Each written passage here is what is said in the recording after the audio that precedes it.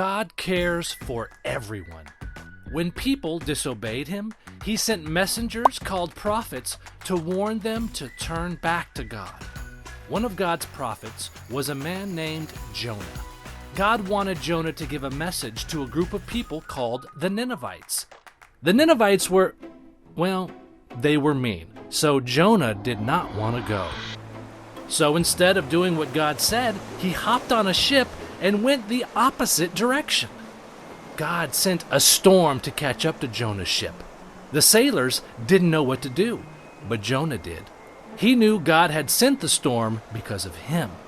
So he told the sailors to throw him overboard so they would be safe. They threw him in the water, and God sent a huge fish to swallow Jonah. But he didn't die. He lived inside the fish for 3 days and 3 nights. Then the fish spit Jonah out onto dry land. Again, God told Jonah to go to Nineveh. This time, Jonah obeyed. When Jonah told the people of Nineveh to ask God for forgiveness, the people of Nineveh listened. They told God they were sorry for all the wrong things they had done. The king even gave an order for the people to stop being mean. God saw that their hearts had changed, and he didn't destroy them. Many years later, God sent his son, Jesus, to bring good news to the whole world. Jesus knew he would die and come back to life 3 days later, so he reminded the people of Jonah's story. Remember how long Jonah was inside the big fish? 3 days.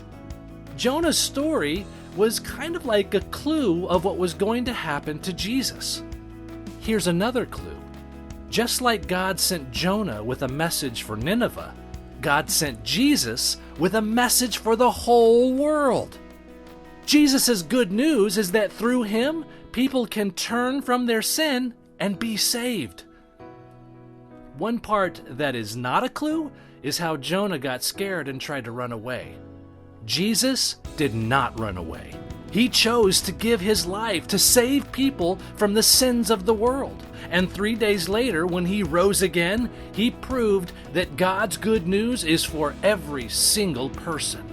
Jonah's story reminds us to care for our enemies, but it also shows us that God cares for everyone. He proved it through Jesus' sacrifice on the cross and his resurrection 3 days later. We can know that God has good news for the whole world.